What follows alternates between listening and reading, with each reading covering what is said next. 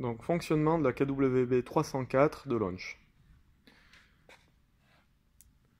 Donc ici, vous avez la position actuelle des plombs, donc extérieur pour les jantes tôle. Ici, le voyant des différents modes, dynamique, statique, alu, alu sport. Donc, ici, si vous utilisez la touche alu, vous avez mode 1, avec les deux plombs ici derrière les bâtons, et là, collés à l'intérieur de la jante.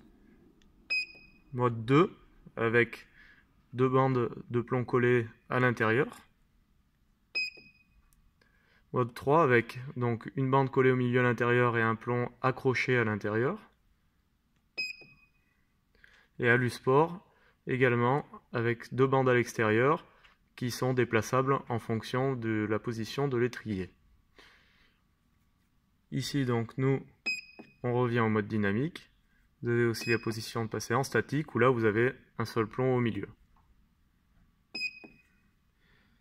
Donc là on va commencer donc par le déport et diamètre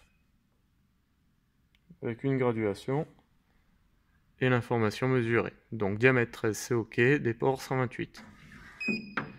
B, donc vous avez le déport, donc à mesurer à la règle, ou sinon vous le trouvez aussi marqué dans les bâtons sur les jantes alu. Ici on est sur du 4, donc avec les flèches,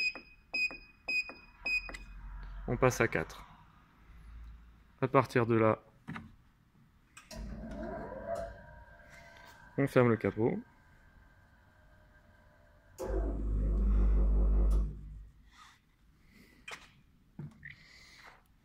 Donc ici le résultat, la position à adopter avec la rotation. Donc la position du plomb à 12 heures intérieur.